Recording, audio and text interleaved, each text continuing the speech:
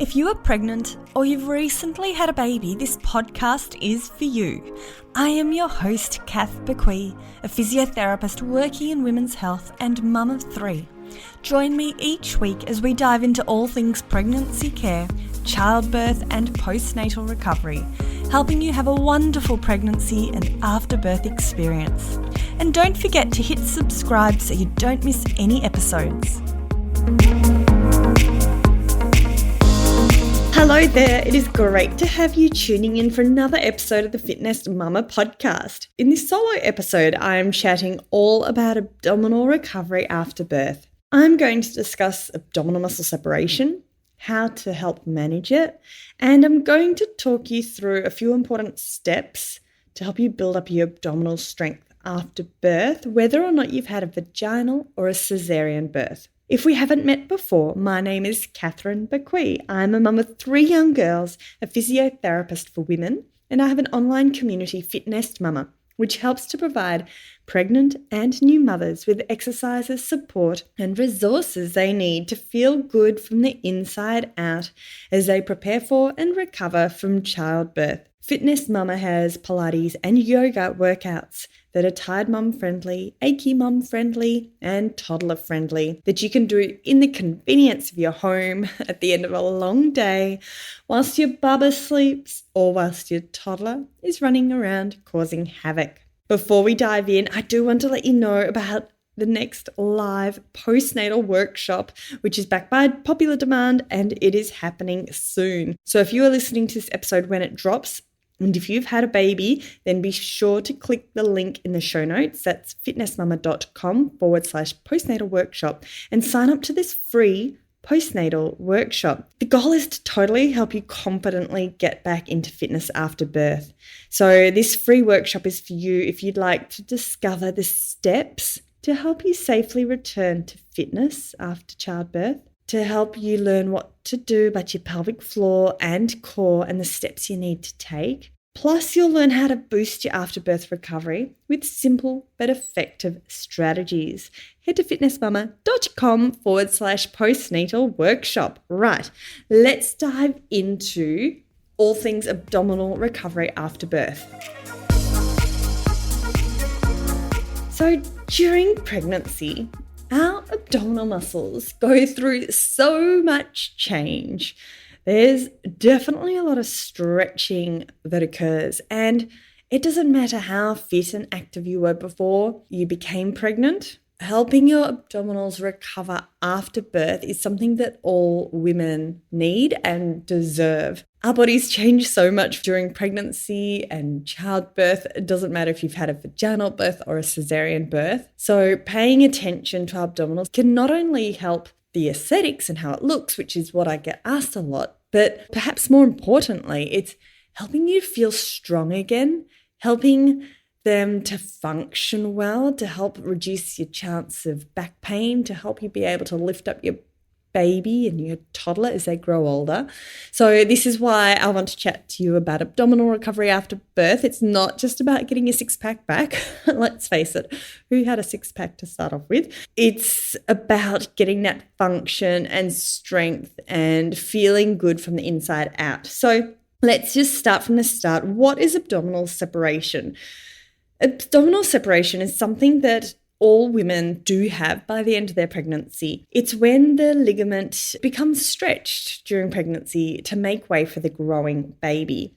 And we can't really avoid that. So there are some reasons why some women might have a larger abdominal muscle separation than another woman. And there's a few different factors. So let's go through them first. There's factors that you have absolutely no control over. So your genetics, hormones, whether or not you've got twins or triplets, you're obviously going to have a larger stretch than if you don't. So the factors that are thought to perhaps help the reduction of the abdominal muscle separation, but to be honest, the evidence is very shady.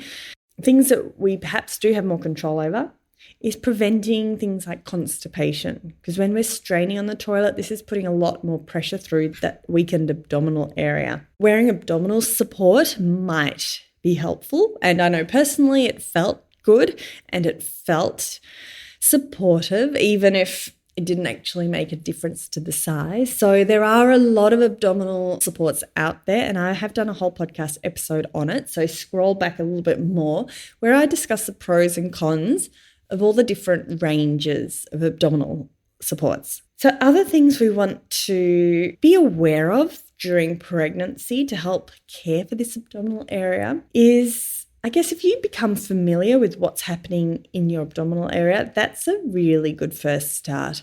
So if you can observe that area when you pick up your baby or pick up your toddler or pick up a load of laundry or some shopping, have a look what's happening and see if you notice what I call the peaking or a Toblerone effect, where that doming is happening. And that's probably an indication that you've got some abdominal muscle separation. And it's nothing to worry about. Like, as I said, all women do have this, but I really do believe if we're aware of it, then we might be able to help manage it and look after our body whilst this area is weakened. So if you are noticing you've got abdominal muscle separation, trying to do a log roll to get out of bed might be helpful. We've talked about reducing the constipation.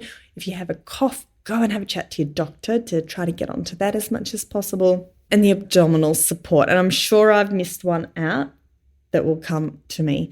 So if you've noticed abdominal muscle separation in combination with persistent back pain or abdominal pain, then please do go to get it checked out. We're wanting to try to avoid that bulging, a large amount of bulging through that midline. And if you've also had incontinence or pelvic health concerns, so leaking when you cough, sneeze or laugh, or prolapse symptoms like vaginal bulge or lump, then do go and get it checked out by your pelvic floor physio. So let's say you've managed your abdominal muscle separation as best possible during pregnancy. You've been doing some beautiful, gentle core exercises, staying as fit and strong as possible. You have your baby. What can you do in those first 6 weeks to help with your abdominal recovery? So this is for everyone, whether or not you've had a vaginal birth or a caesarean birth. These are things I did as well to really help. I remember during my first pregnancy, I had a good 10 centimeter separation, and it's not all about size. So I just cringed at myself for the fact that I even said that, because it's not just about the width. There's a lot of other factors at play. But what I was trying to say was I did have quite a large one, and it's not saying that it's going to hang around forever. And as I said before, there's so much at play here, like genetics and hormones and so many other factors. So let's talk about those steps for abdominal recovery in those first 6 weeks. This is where, again, you're going to hear me say this a lot, but of managing the constipation is super important. And this is a challenge in those early days because you might be on pain relief medications. Your hormones are also all over the shop, and the hospital diet might be different to your normal diet. You might be a bit dehydrated from breastfeeding. So all these reasons do make us more at risk of constipation in those early days postpartum. So as soon as you notice any concerns, seek help if you need to. The second one is trying to avoid lifting anything heavier than your newborn for the first 6 weeks. And again, that area, that abdominal area, that ligament, it's all been under a lot of tension and stretch. And if we think about that area like an elastic band, we want that natural recoil to occur as much as possible. So I did find this really challenging, especially when I had a toddler and a newborn.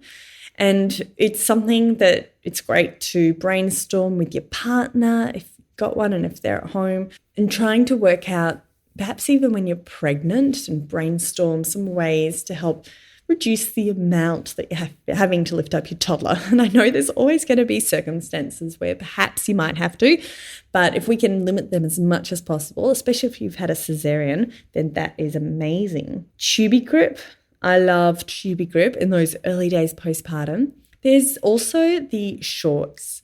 There's pros and cons for both. The tubie grip's easy to put on. It's quite cheap in comparison. Pop it on in the morning and then you can take it off at nighttime. It's usually really well tolerated. It feels really comfortable.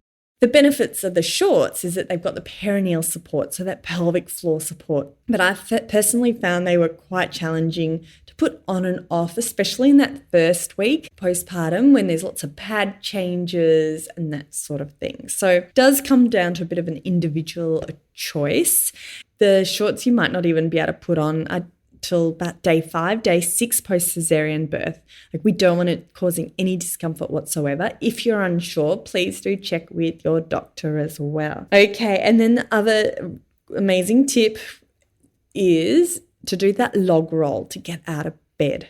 So what I mean by that is rolling onto your side rather than doing a sit-up to get out of bed, which can inadvertently put that area under a bit more pressure. Just while everything's healing and we want that natural recoil to occur, rolling onto your side first and using your arms to push up.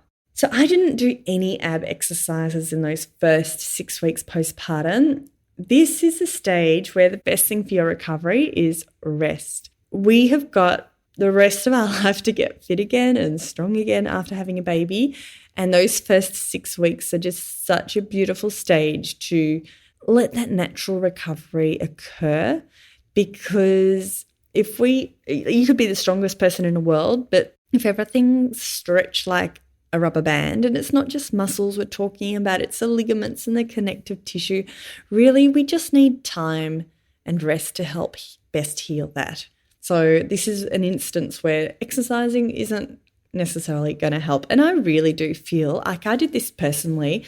I felt great in the first, I think it was 2 weeks postpartum with my first baby. I felt amazing. And I had a friend ask me out for a coffee. So I decided to walk to the cafe. It was only a 20 or 30 minute walk away, which for me, I felt great. I felt this is easy. I can do this. So I went for that 20 to 30 minute walk. Sat down for a good hour or so at the cafe. Then I walked home for 20 to 30 minutes and I stopped off at the local IGA, just bought some bread and milk, nothing crazy. And by the time I got home, it was maybe 3 or 4 hours later and I'd been up against gravity for that whole time. And I had no symptoms of pelvic floor issues prior, but just suddenly on my final 5 minutes, I suddenly felt like I had a ton of bricks sitting on top of my pelvic floor, a real pelvic heaviness sensation and a pelvic dragging sensation. And that is a symptom of pelvic organ prolapse. And for me, like, there was no warning signs. I felt great. And then suddenly I did too much and I no longer felt great. And I think I hear that commonly with my members and clients too, whether or not it's going for a walk or perhaps starting running. Often we do feel great and there's no grey area or there's no warning signs, and then suddenly you're not feeling so great. So that's why I'm a huge believer of less is more, especially these first 6 to 12 weeks postpartum and beyond even. So my recommendation once you have a baby is build up 5 minutes incrementally with the walking. So 5 minutes in the first week, 10 minutes in the second week, postpartum, 15 minutes in the third week. So I went in the second week from doing perhaps 5-10 minutes of walking to suddenly doing an hour. And even that, because it was 20 to 30 minutes to the cafe and then 20 to 30 minutes back again, plus the sitting. So that was just too big a jump. And I hear this a lot with clients and members too, when they say, whoops, I did bit too much yesterday and now I've got, maybe it's prolapse signs or achy or I'm feeling exhausted. But I just think this first 6 weeks, it's amazing to rest, build up your walking really gradually and slowly. Even if you feel amazing, pull yourself back if you can, because I think less is best. So then from 6 to 12 weeks onwards, that would be when you might get your medical clearance. Well, hopefully you get your medical ticket for approval, your 6-week postnatal check, and they let you know that it's okay for you to get back into exercise. And that's when some gentle core work can begin. So in a podcast, I always find these episodes a bit tricky because I would love to demonstrate some exercises. Like, it's not just a matter of doing 1 or 2 exercises. It's a matter of building it into your day-to-day life. And I feel this part of the postnatal rehab phase is something that perhaps footy players do so well, and sports injuries. Sports rehab is amazing. If you've had a sports injury or surgery on your knee, generally there's a really well-regarded protocol for rehab. Whereas after having a baby, we tend to go from this period of rest in those first 6 weeks to just dabbling with a little bit of walking, or, a couple of exercises here or there. And then bang, at 6 months postpartum, you might have had a good night's sleep. You might be feeling great. And then you're ready to get back into running, or your HIIT class, your CrossFit or F45 or whatever it is. And that's where I find the issues start. It's because we haven't built up incrementally and systematically as well. Like walking is an amazing exercise. Like I think it's so brilliant. It's free. It gets you out in the fresh air, releases endorphins. It's great for socializing. It's great for mental health, so many things, but it doesn't work your pelvic floor and core. So I do think as part of anyone's postnatal rehab, we do need to include core exercises and general strength work and pelvic floor, and gradually building it up so that by the time you want to get back into running, you feel like you've got a really good baseline of strength. And let's say you don't even want to get back into running. I know there's probably a lot of you listening today that running is not on the agenda whatsoever, and that's fine. Like, that's great. But being able to run with your kids at the park, without risk of like feeling weak or sore or leaking when you run with your kids and play chasey, or to be able to jump on the trampoline. Like, I think these are the reasons why postnatal rehab is really important. That confidence, feeling good about yourself, feeling like you're getting stronger. Because if you go on to have more children, future pregnancies, or we're all going to get older and go through menopause, this is where I really do think creating a bit of a buffer and building on our abdominal strength and core strength and whole body strength is super important, because as I said at the start of the episode, everything's stretched a whole lot. So to summarize, there's absolutely no rush in postpartum to recover. It happens.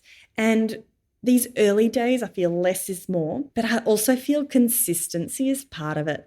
So if you're listening to this thinking, am I ready to take it to the next level? I want to get back into running, or I want to get back into HIIT or CrossFit. I guess the things for you to consider is, have you been consistent with your baseline strength?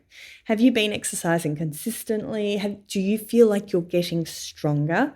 Have you got any leaking or incontinence, prolapse signs? Do you have any aches and pains? If you can answer all those questions and you're like, yep, I'm ready to get to that next stage, that's brilliant. That's what we consider our postnatal rehab. This will be different for everyone, depending on what your goals are. So for some of you, postnatal rehab might include a few walks every week, plus a few additional home-based exercises to get yourself a bit stronger. Whereas others that want to get into marathon training or CrossFit will need to take that postnatal rehab up a notch or two.